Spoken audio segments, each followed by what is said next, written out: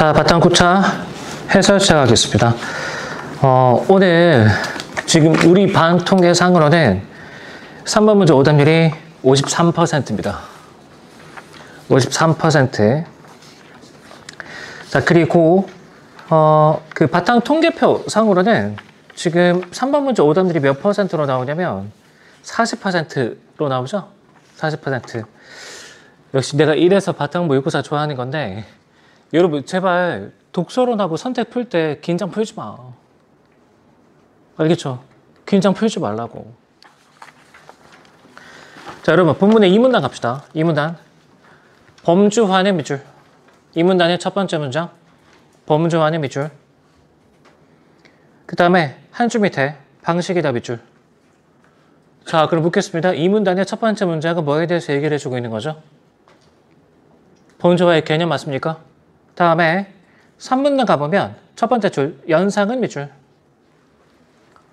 두 번째 줄에 방식이다 밑줄. 이번에는 무슨 얘기를 해주고 있는 거죠? 연상의 개념에 대해서 얘기를 해주고 있죠? 그쵸? 신조어를 만드는 방식과 관련해서 범주화, 그 다음에 연상 두 가지 개념을 얘기해주고 있습니다. 그런데 3번 문제 보기 가보면 이거 예시 나오잖아. 그죠? 그러니까 이거 어떻게 문제 풀어달라는 얘기야? 3번 문제 보기에 나와있는 예시가 범주화인지 연상인지 개념장에 따라서 간단하게 판단해 줄래? 이런 얘기죠. 그죠? 자, 그러면 3번 문제 보기에 독서록 쭉 읽어가 봅시다. 자, A부터 식도 조임근은 근육을 뜻하는 말에 조임과 식도가 덧붙은 단어로 보고 덧붙은 밑줄. 덧붙은. 이 문단의 첫 번째 줄에 한정하는 말을 덧붙여. 이것 떠올려달라는 얘기죠? 그죠? 자, 그 다음에 B로 가보면 이것이 약해지면 위산이 역류한다는 내용을 통해 실제로 식도 조임근이 식도를 조이는 근육을 뜻하는 단어라고 판단했다. 그러니까 범주화가 잘 들어맞았다. 그죠? 자, 그리고 C로 갑시다. 위샘은 샘의 뜻을 한정하기 위해 위라는 말이 밑줄 덧붙은. 자, 처음에 어떻게 접근한 거지? 위샘이란 단어에 대해서도 범주화로 접근한 거죠. 그렇게 해봤더니 그 뜻을 유추하기 어려워 구조가 유사한 밑줄. 그러니까 이제 어디로 넘어가는 거죠? 연상으로 넘어가는 거죠. 떠올려 보았다. 그렇게 떠올린 침샘, 눈물샘 같은 단어와의 구조적 유사성을 고려하여 위샘의 뜻은 위산을 분비하는 기관이라고 유추했다. 자, 그러면 연상의 개념정의 같이 봅시다. 연상은 기존의 복합어에서 말이 결합한 양상을 연상하여 그 양상에 따라 맞습니까? 그 양상에 따라. 그러니까 배의 머리, 눈의 꼬리, 그렇게 손의 허리. 그죠? 이게 본문의 예시죠. 그리고 보기에서는 침샘, 눈물샘인데 여러분 이거 침이 나오는 샘, 눈물이 나오는 샘 아니야? 그죠? 이게 어딜 봐서 신체기관이지? 이게 어딜 봐서 신체기관이죠? 그럼 3번의 정답 몇 번이야? 4번. 이해됐나? 여러분 무슨 독서의 보기 문제처럼 개념장에 정밀하게 한번 연결해 볼래? 이런 게 아니잖아. 그죠? 그러니까 물론 여러분이 맞닥뜨리게 되는 대부분의 독서론보다는 조금 문제가 까다롭긴 하지만 독서론에서는 여러분에게 요구하는 사고가 어려워져 봤자 이 정도라고. 근데 이것마저도 안 하려고 하면 어떡해? 그것마저도 안 하려고 하면 어떻게 되는 겁니까? 이 정도는 해줘야지. 됐나? 그러니까 보면은 여러분이 독서론이나 선택에 쓸리게 되는 게 대단히 뭔가를 착각해 쓸리게 되는 게 아니거든? 그러니까 조금만 더 해주면 되는 생각들, 이런 걸 안 하려고 하다가 항상 사고가 터지는 거죠. 그런 걸 안 하려고 하다가. 알겠죠? 그래서 독서론이나 선택이 어렵게 나온다면 여러분에게 요구하는 사고는 깊어져봤자 이 정도거든? 깊어져봤자? 독서보다는 훨씬 얕은 수준이죠? 동의할 수 있나? 그러니까 이것마저도 여러분이 안 하려고 하면 안 된다고.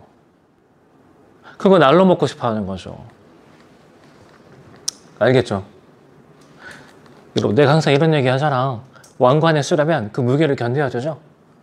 그렇죠? 뭔가 판단하는 걸 귀찮아하면서 좋은 데 가기를 바라면 안 되는 겁니다. 3번 문제 틀리지 않도록 합시다. 자, 넘어갑시다. 4에서 9번 가겠습니다.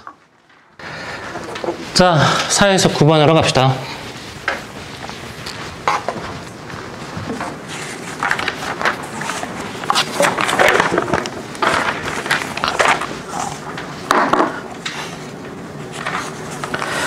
자, 여러분 1문단 가겠습니다. 1문단.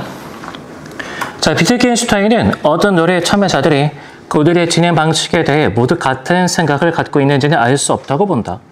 첫 번째, 주어 비트겐슈타인은 본다 이렇게 얘기했죠.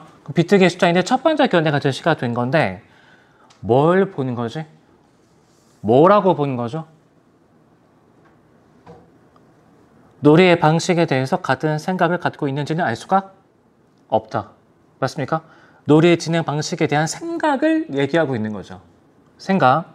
자, 그럼에도 노래가 대체로 원만히 진행되는 것에 대해 다시 뭐에 대해서? 같은 생각을 갖고 있는지는 알 수가 없지만 왜 노래가 원만히 진행되고 있는가? 그 이유를 얘기해주고 싶은 거지. 문장의 말의 뜻이. 그죠? 비트겐슈타인의 노래의 참여자들이 실제로 보이는 일관되면서도 공통된 행동 양식 자체가 그 노래의 진행 방식이기 때문이라고 설명한다. 그러면 이 문단 넘어가면 똑같이 붙여봐. 마찬가지로 라고 얘기했으니까 첫 번째, 사람들이 말의 의미에 대해서 똑같은 생각을 갖고 있는지는 알 수가 없다. 자, 그럼에도 성공적으로 대화하는 이유는 무엇인지 설명하고 있겠지. 납득되나? 자, 그럼 묻겠습니다. 결국 비트겐슈타인은 뭐에 대해서 얘기를 하고 싶었던 거죠? 사람들은 어떻게 성공적으로 의사소통할 수 있는가? 그걸 얘기하고 싶은 거지. 됐습니까? 그러기 위해서 문장 잘 읽어보면 사실은 뭐부터 개념적이 내린 거야? 말의 의미부터. 됐나? 잘 안 보여? 이문 나갑시다. 자, 마찬가지로 비트겐슈타인은 어떤 말이 있을 때 사람들이 그 말의 의미에 대해 모두 같은 생각을 갖고 있는지는 알 수 없다고 본다. 그럼에도 사람들이 대체로 원만히 대화하는 것에 대해 비트겐슈타인은 언중에 일관되면서도 공통된 말의 사용 방식 자체가 말의 의미이기 때문이라고 설명한다. 자, 그러면 두 가지로 얘기한 거죠. 말의 의미가 무엇인지, 그리고 그걸 바탕으로 어떻게 성공적으로 의사소통할 수 있는지. 맞나? 자, 그래서 다시 첫 번째, 말의 의미에 대해서 얘기를 했다고. 다음에 두 번째, 성공적으로 의사소통할 수 있는 이유에 대해서 얘기를 했다고. 되죠? 자, 그러면 이게 가지문이니까 나지문의 콰인도 무슨 얘기를 했겠어? 이거 두 가지 얘기를 했겠죠. 돼? 8번 문제 보기에서도 무슨 얘기를 했겠어?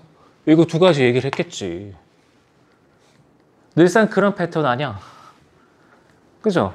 눈치챘습니까? 이렇게 1, 2문단까지만 여러분이 문장 또박또박 읽고 생각을 정리해주면 뒷부분 금방 붙여 나갈 수 있는데 여러분이 2문단까지 빨리 읽는 걸 되게 조바심을 낸다고. 되게 빨리 읽고 싶어 한다고. 그렇죠? 근데 1, 2문단은 대충 읽으면 나아지문까지가 다 고통이야. 근데 이렇게 읽으면 두 가지 얘기했네? 그럼 콰인도 붙여서 읽어봐야지. 8번 문제 보기도 이거 두 가지 얘기하고 있겠지. 바로 이렇게 판단이 되거든. 뭐가 훨씬 더 빠른 거죠? 그렇죠? 여러분이 스스로 판단해 보기 바랍니다. 자, 그러면 시간 다시 주겠습니다. 이렇게 다시 견해 비교해 볼 수 있겠죠? 자, 시간 5분 주겠습니다. 다시 읽어봅시다.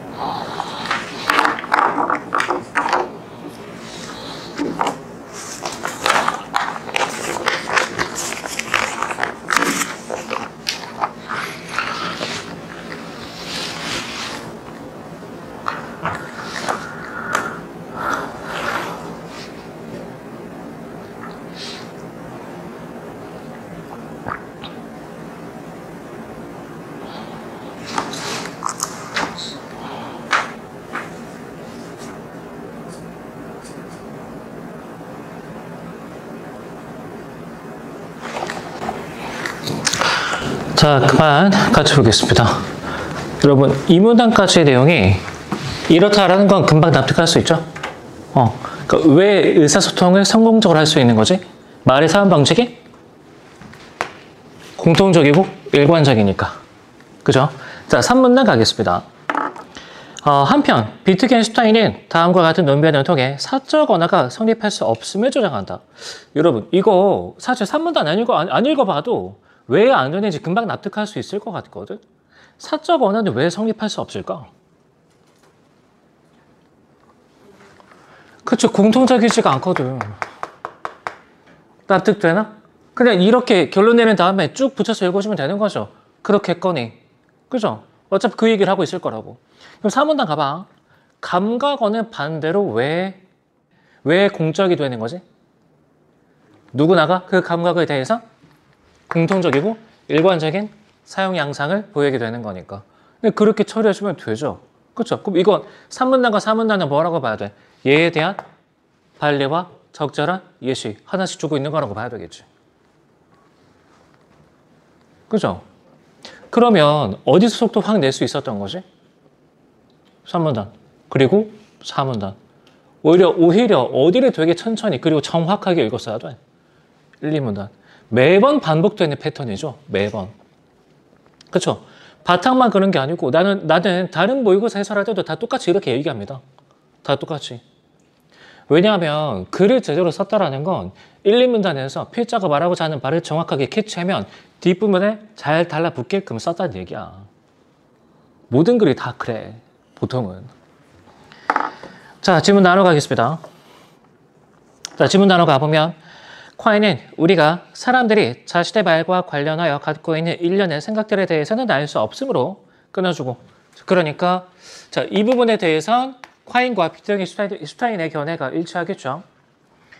사람들의 언어 사용 양상만을 토대로 그 사람들의 말을 해석한다고 본다. 그에 따르면 이때 우리는 각자 자신만의 해석 체계를 동원하는데 여기 비출 각자 자신만의 해석 체계를 동원하는데 여러분 어떤 해석 체계라고? 자신만의. 그럼 어떤 보장이 없을까? 그 해석 체계가 일관적이고 공통적이라는 보장이 없겠죠. 특히 이게 문제가 되겠지. 이게. 됐나? 그럼 여러분 나의 해석 체계와 저 사람의 해석 체계가 달라. 해결 방안은 뭐죠? 일치시켜주는 거죠. 됐나? 내 걸로 통일시키든 아니면 상대방 걸로 통일시키든 맞습니까? 그러니까 나중에 번역의 불확정성 문제가 나올 수밖에 없고 해결 방안은 이렇게 두 가지로 쪼개지게 되는 거지. 되게 당연한 얘기죠. 자, 진짜로 그런지 봅시다. 이 문단부터 가겠습니다. 우리는 이러한 콰인의 견해를 바탕으로 다음과 같은 번역 상황을 생각할 수 있다. 어떤 한국인 번역자 두 사람이 한 외국인이 토끼를 볼 때마다 가바가이라고 말하는 것을 관찰하였다. 진짜 가바가이라고 읽는지는 잘 모르겠습니다. 아무튼 간에 두 사람은 밑줄 각자 자신의 해석 체계에 따라 이거 이렇게 생각해 줬으면 좋겠는데 이게 가나 복합 지문이니까 공통적이지 않은 나 이렇게 읽어주면 더 좋겠어. 이 말을 번역하였는데 한 사람은 토끼로 다른 사람은 토끼의 귀로 번역하였다.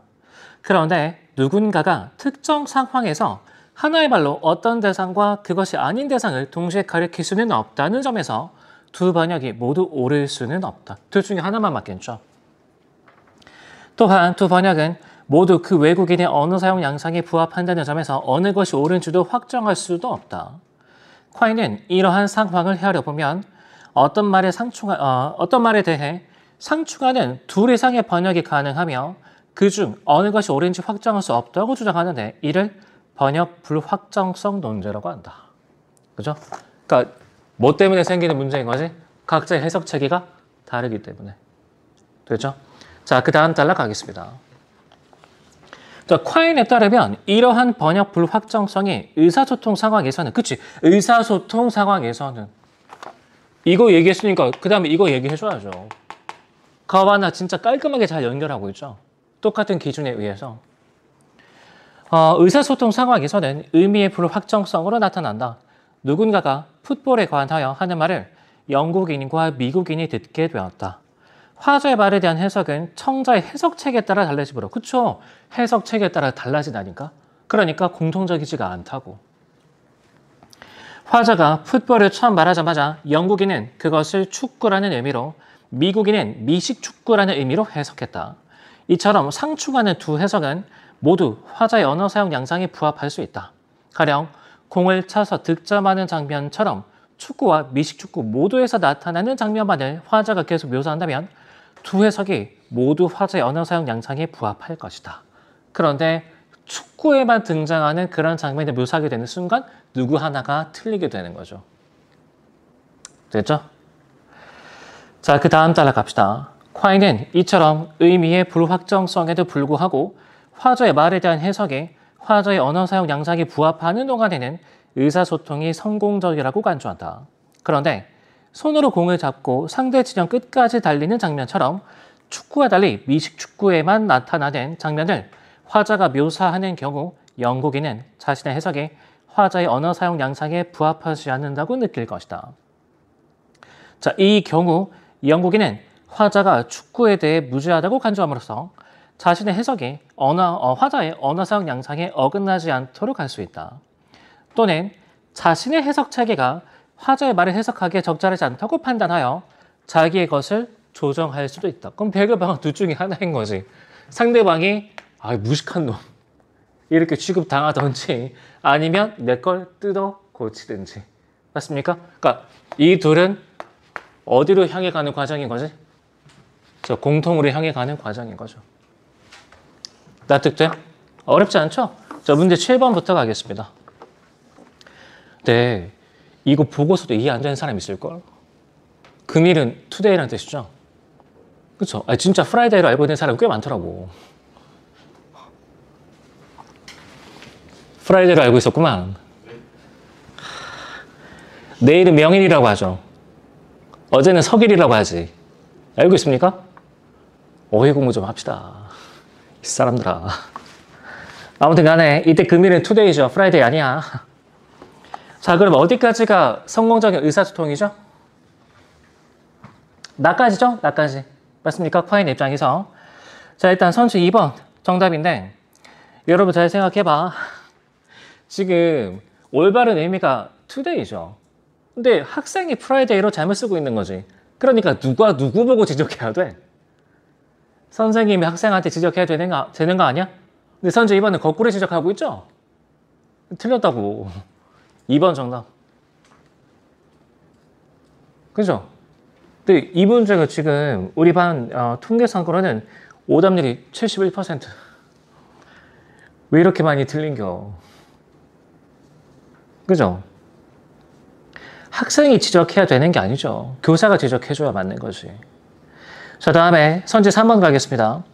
가부터 나까지는 의사소통이 성공적이죠. 그쵸? 그러니까 본문의 어떤 예시랑 부합하는 그런 부분인 거지. 축구와 미식축구 둘 다에서 나타날 수 있는 장면. 그런 얘기죠.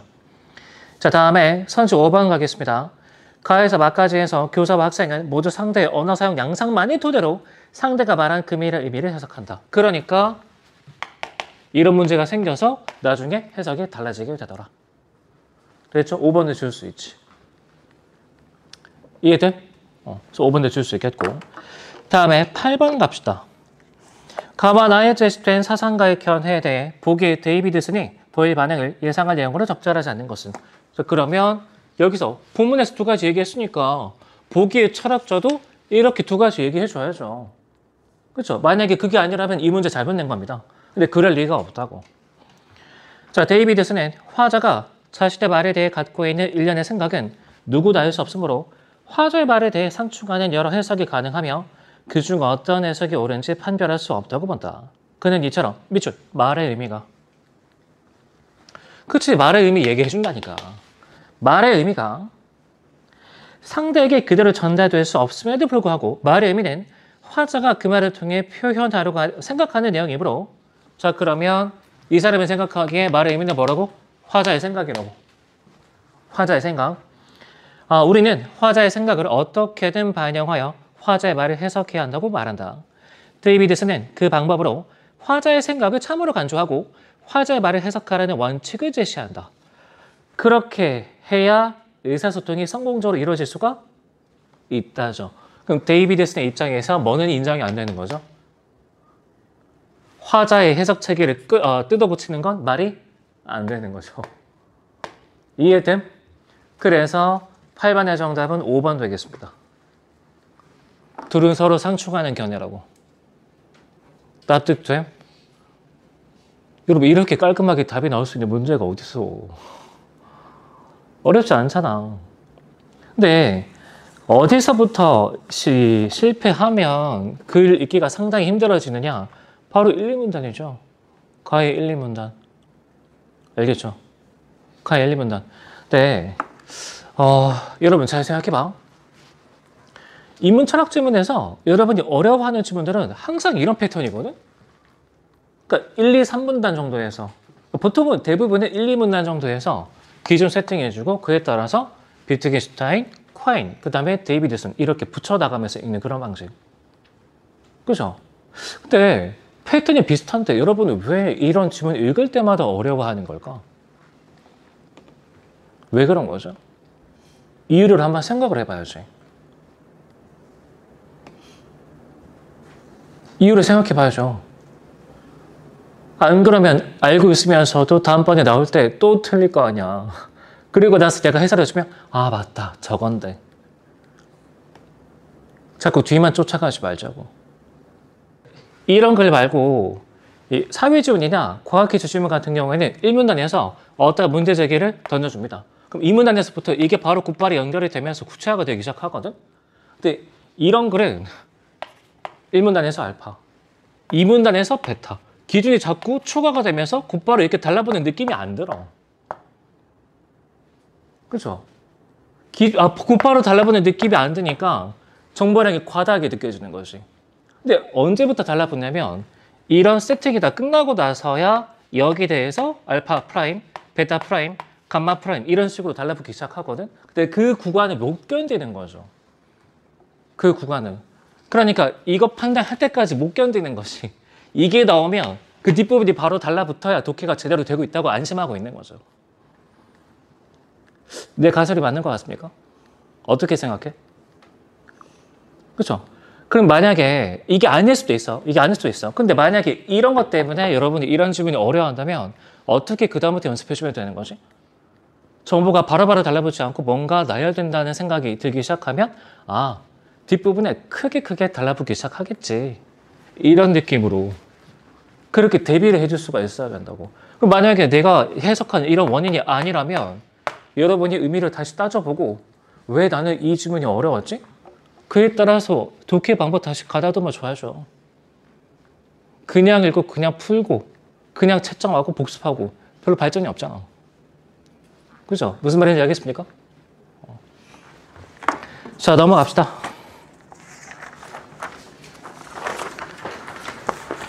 자, 10에서 13번 가겠습니다.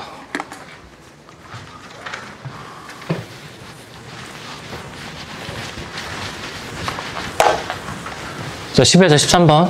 이 지문도 굉장히 잘 썼는데 1문단 같이 갑시다.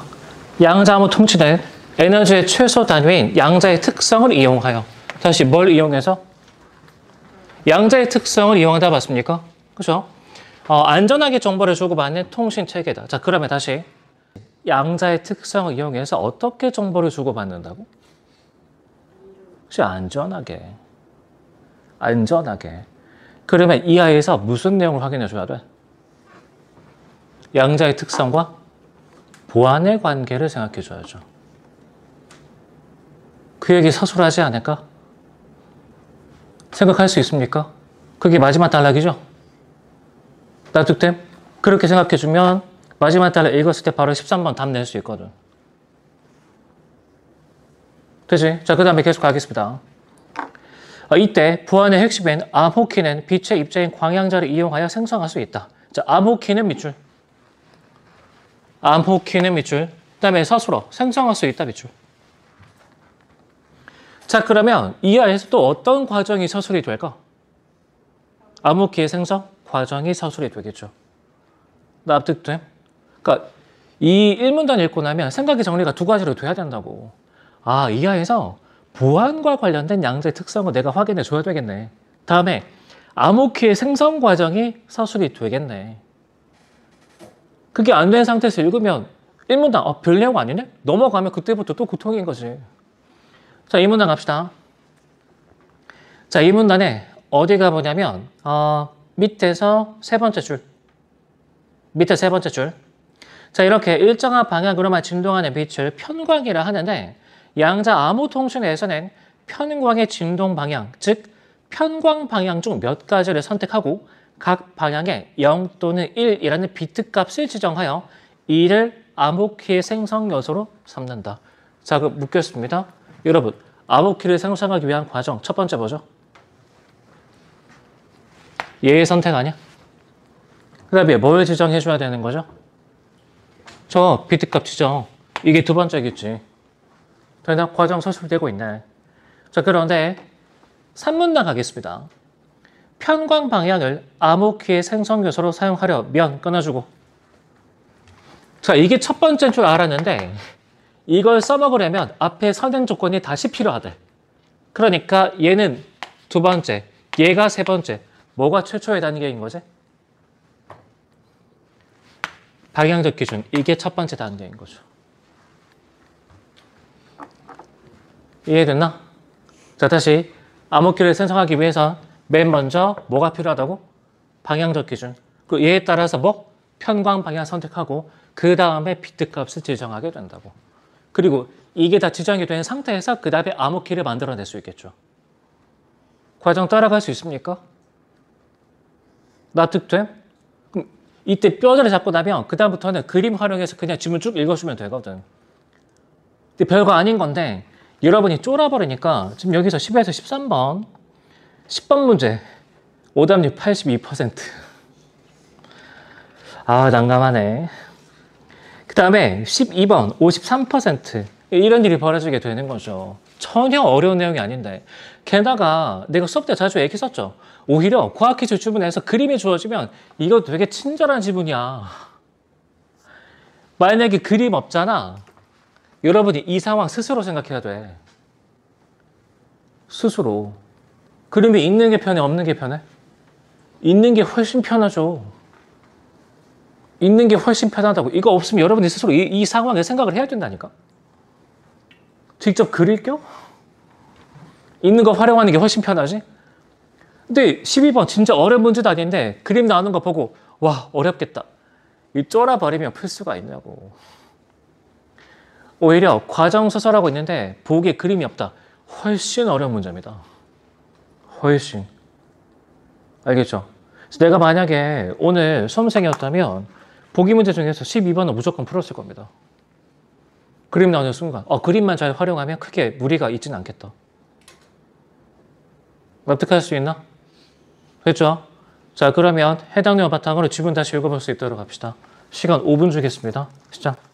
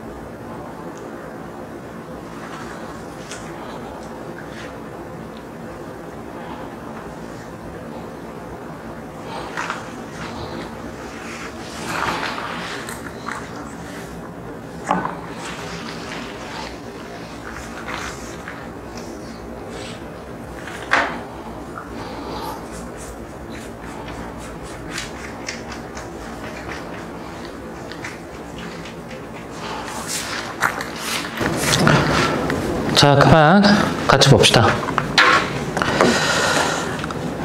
여러분 3문단부터 봐도 되죠? 3문단부터 가겠습니다. 자, 편광 방향을 암호키의 생성 요소로 사용하려면 특정 편광 방향을 특정 비트값에 대응시킬 방향적 기준이 필요하다. 자, 그래서 이 문장을 통해서 얘와 관련해서는 먼저 얘부터 확인, 그 다음에 얘 선택, 그리고 각 방향에 대해서 비트값 지정, 이런 순서로 흘러갈 거라는 걸 알 수가 있죠. 됐죠? 자, 이러한 방향적 기준으로 낸 그림 1과 같이 십자와 대각이라는 두 기준이 주로 사용된다. 이를 이용하면 십자 기준에서의 수평, 편광 방향을 각각 0과 1, 대각 기준에서의 오른쪽 대각, 왼쪽 대각 편광 방향을 각각 0과 1로 대응시킬 수 있다. 그러니까 이 방향적 기준을 선택하면 각 방향에 대해서 비트값 이렇게 설정. 다음에 이 방향 기준 선택하고 나서 각 편광 방향에 대해서 비트값 지정 맞습니까? 그러니까 이거 쭉 따라가면 그냥 10번에 4번 바로 날릴 수 있거든. 10번에 선제 4번 말도 안 되는 얘기죠. 얘 비트값 몇 개 할당돼서? 하나 아니야? 얘 몇 개죠? 하나 아니야? 하나 아니야? 어떻게 2개 이상일 수가 있죠? 말이 안 되는 거지. 10번에 선제 4번. 납득됩니까? 그러니까 이거 안 따라가 봤다는 얘기죠. 그래, 그때. 그러니까 이 내용을 쭉 따라가 보질 않으니까 10번에 선제 4번이 무슨 의미인지 해석이 잘 안 되는 거지. 그림 나오는 순간 그림 되게 적극적으로 활용해줘야 돼. 알겠죠? 물론 요즘에 평가원의 메타는 과학기술 주변에서 그림을 안 주는 게 더 일반적인 패턴이긴 하지만 어쨌든 지금은 주어져 있으니까 적극적으로 활용해 봐야 되겠죠.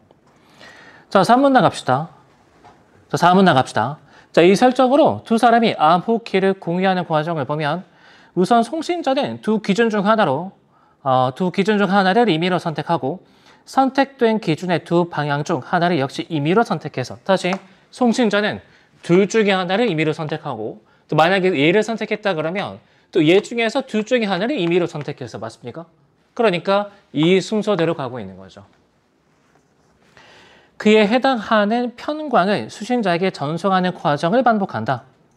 자, 수신자는 전송되는 편광들의 편광 방향을 모르는 상태에서 그림 2와 같이 전송되는 각 편광에 대해 두 기준의 편광판 중 한 편광판을 임의로 선택해 편광 방향을 확인한다. 자, 그러니까 뭐가 올지 모르잖아. 그러니까 일단 수신자 입장에선 얘부터 골라 잡아야 되는 거죠.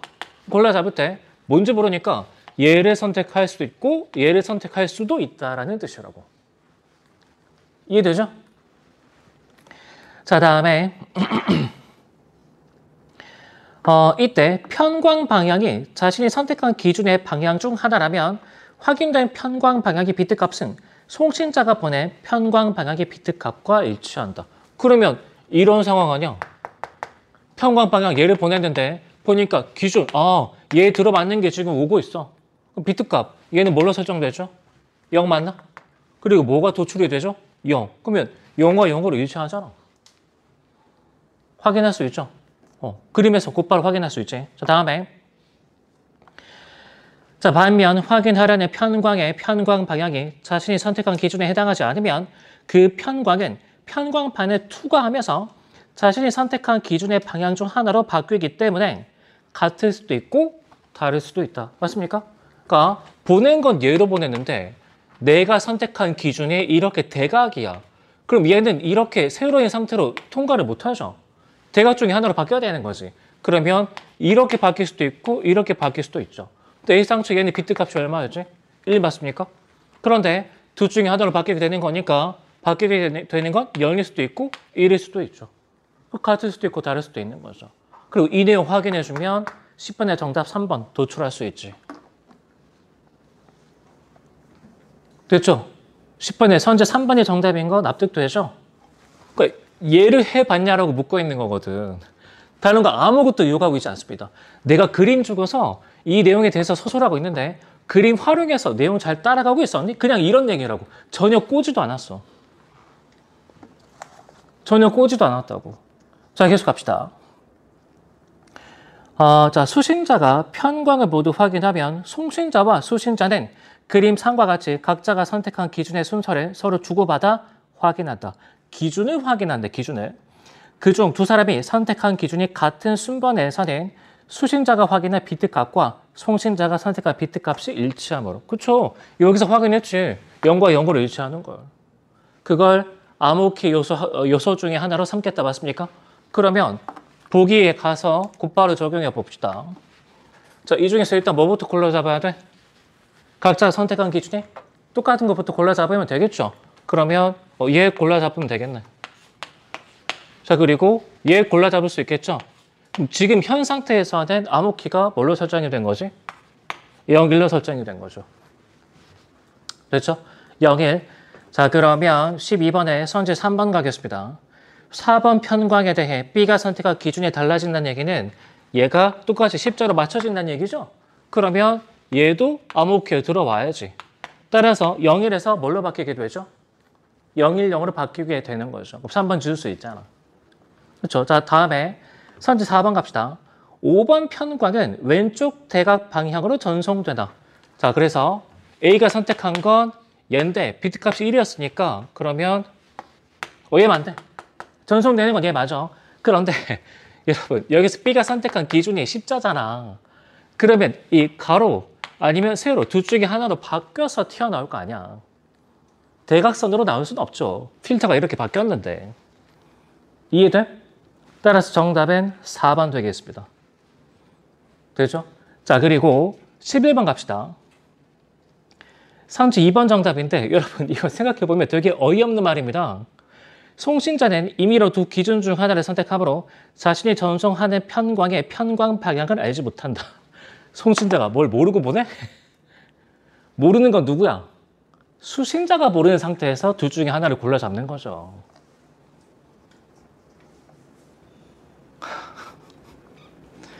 되게 험한 얘기 아닙니까? 그렇죠? 그래서 다른 어떤 모의고사보다도 바탕은 선지에서 많이 꼬질 않아. 지문만 똑바로 이해하면 진짜 슥 풀리는 느낌이 되게 강한 모의고사입니다. 동의하죠? 그렇죠? 그러니까 여러분 어떻게 본문 읽기를 실패했는데 선지를 좀 잘 제거하면 답이 나올 수 있지 않을까? 헛된 기대하지 않도록 합시다. 정석대로 가야죠. 정석대로. 자, 그리고 마지막 단락에 그 보안과 관련된 양자의 특성 나오죠? 그렇죠? 이건 같이 읽지 않아도 될 것 같습니다. 맞나? 간단하죠? 자, 13번은 근데 왜 또 얘는 오답률이 35%나 돼? 근데 내 생각에 13번이 오답률이 35%가 나온 이유는 일단 앞에서 쫄아가지고 마지막까지 전진을 못한 것 같아. 그죠? 마지막 단락 내용 별거 아니죠? 그죠? 그럼 13번의 정답 5번. 얘는 각자 확인해도 될 것 같습니다. 됐지? 자, 14에서 17번 갑시다. 14에서 17번. 그 법지문인데 갑자기 관련 기출이 기술 지문이 나와서 좀 이상하죠. 지금 여기서는 먼저 문서하고 전자기록이죠. 그리고 그 각각에 대해서 위조하고 허위 작성. 근데 또 그 각각에 대해서 공문서, 사문서 이렇게 쪼개지게 되는 거지. 그러니까 경우가 좀 많아서 여러분들이 독해할 때 좀 힘들 수 있거든. 근데 이건 추천입니다. 추천. 나는 그럴 때 쪼개진 경우를 어떻게 정리하느냐? 나는 표를 그리는 편입니다. 표. 그 대표적인 예시가 바로 2019년 6월달 모의평가 키트 지문인데, 자, 키트가 실외의 목표 성분이 들어있다고 판정하면 이를 양성이라고 한다. 자, 그래서 먼저 첫 번째 기준은 판정이 O로 나왔을 때와 X로 나왔을 때 이렇게 쪼갤 수 있는 거 맞나? 그렇죠? 그리고 그 각각에 대해서 목표 성분이 실제로 존재하는 경우와 그러지 않은 경우, 그렇죠? 그러니까 실제하는 경우와 그 다음에 실제하지 않는 경우 이렇게 쪼개주면 2x2 매트릭스로 정보가 정리가 될 수 있다 이거죠. 그래서 이 케이스는 판정도 온데 실제로도 있는 거죠. 진양성. 판정은 그렇다고 냈는데 실제로는 없는 거지. 위양성. 판정도 없고 실제로도 없는 거죠. 진음성. 얘는 위음성이겠지. 이렇게 접근해주면 되거든. 그렇죠? 자, 그러면 전자기록으로 한정한다면 여기서 이쪽에 위작, 그 다음에 허위작성 맞습니까? 그리고 공전자기록, 사전자기록 이렇게 나눠 놓고 어떻게 처벌할 수 있는지 없는지 의견 정리해주면 되겠죠. 납득돼? 오케이. 이렇게 한번 접근해 보기 바랍니다. 자, 그러면 지문 다시 읽어보는데 시간 4분 주겠습니다. 4분. 다시 읽어봅시다. 시작.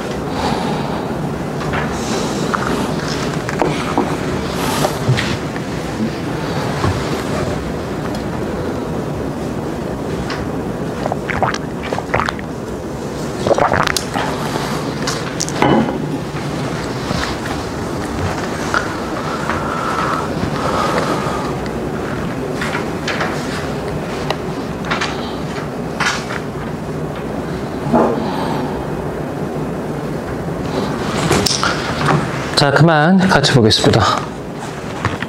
자, 이 문단부터 갑시다. 이 문단. 자, 문서 작성과 관련해서 형법상 범죄가 될 수 있는 행위는 권한이 없는 사람이 타인의 명의로 문서를 작성한 문서 위조와 권한이 있는 사람이 자신의 명의로 허위 내용의 문서를 작성한 문서 허위 작성으로 나뉜다. 자, 그러니까 일단 얘하고 얘 이렇게 크게 쪼개볼 수 있다는 얘기죠.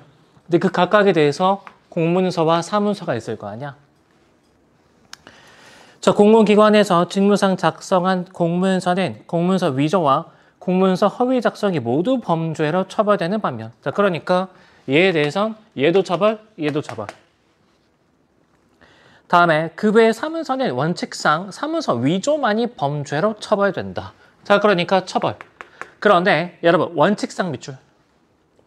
원칙상. 그러니까 뭐하고 뭘로 쪼개보겠다는 얘기죠? 원칙과 예외. 그렇죠? 그러니까 여기서 사문서 허위 작성은 원칙적으로는 처벌하지 않지만 예외적으로 처벌하는 경우가 따로 있더라. 됐죠? 이렇게 구별해 주면 되겠지. 자, 그 다음 단락 가겠습니다. 자, 한편 형법상 전자기록은 회사 컴퓨터에 저장된 주주 명단처럼 사회적으로 중요한 사실을 전자매체에 기록한 것이다. 권한 없이 타인이 작성한 전자기록을 조작한 전자기록 위작은 형법상 범죄이다. 반면 권한이 있는 사람이 자신의 명의로 허위의 전자기록을 작성한 전자기록 허위 작성은 형법에 그 규정이 없는데 여기 밑줄. 이 행위가 형법상 범죄인지에 관해서는 학설이 대립한다. 자, 그러면 여러분 3문단의 논쟁은 범위가 어디까지죠? 얘 전체 맞나? 그렇죠? 여기에 대해서 지금 논쟁을 하고 있는 거지. 자, 그 중에 기억의 입장은 처벌할 수 있다죠. 니은의 입장은 처벌하면 안 된다. 추가적인 입법이 필요하다. 이런 내용인 거지. 얘는 건너뛰겠습니다. 각자 읽어보고. 자, 다음에 4문단 갑시다. 자, 대법원은 공공기관에서 직무상 작성한 공전자 기록의 성격을 고려해서 공전자 기록 허위 작성은 사전자 기록 위작과 마찬가지로 형법상 범죄가 될 수 있다고 판시해왔다. 자, 그러면 여기서 판례는 여러분 둘 중에 뭐에 대해서 결론 내린 거죠? 공전자 기록 허위 작성 맞아? 그러니까 여기까지에 대해서만 얘기한 거죠.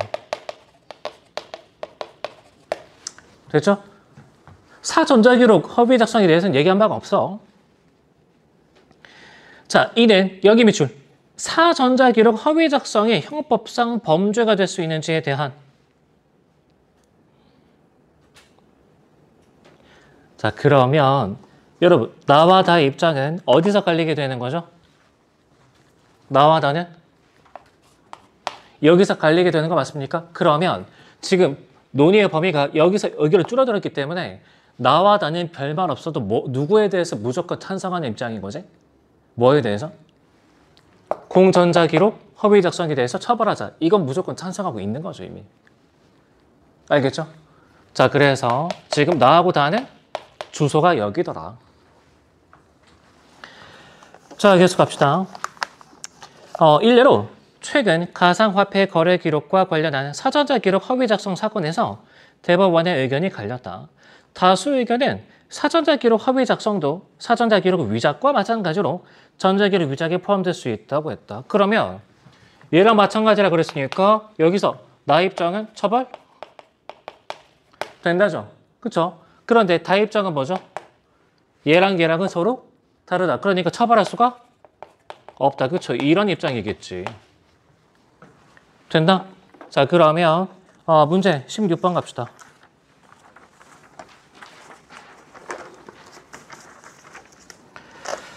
자, 갑은 가상화폐 거래소의 공적 정보에 대한 전자기록을 작성하는 밑줄 공무원.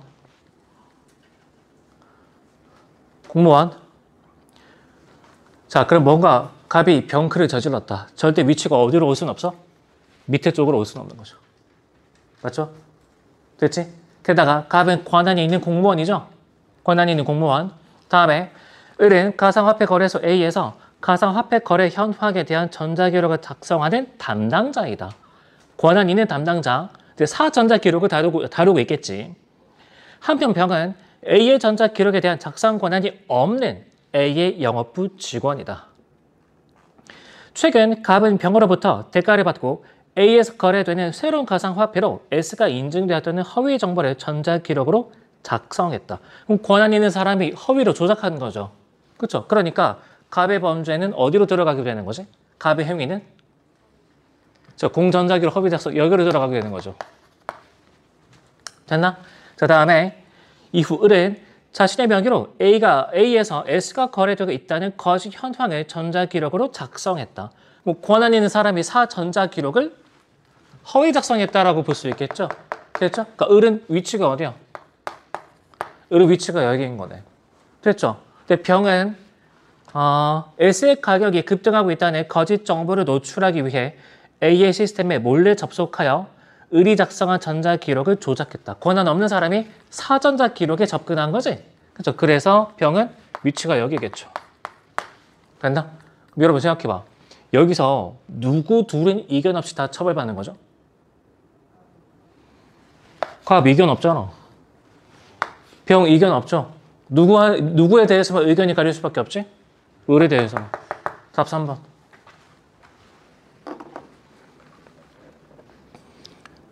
이해되죠? 답 3번. 그래서 이 정보를 어떻게 처리할지는 여러분이 좀 고민해보기 바라는데, 근데 나 같은 경우에는 이렇게 처리하니까 훨씬 편하더라. 기출의 근거는 2019년 6월달 모의평가 기트 지문. 알겠죠? 하나 더 있긴 해. 24년 6월달 모의평가 지문 중에서 공포 소구 이론이라는 지문이 있거든? 그것도 이렇게 표 형태로 정리하면 의견이 좀 깔끔하게 정리가 됩니다. 알겠죠? 그래서 이건 한번 여러분이 고민해 보기 바랍니다. 두 가지로 쪼개지는데 여기에 대해서 각각 또 두 가지로 쪼개져. 그럼 이런 표 형태가 좀 도움이 될 수 있죠. 알겠죠? 뭐 이건 필수 사항은 아닙니다. 각자 선택적으로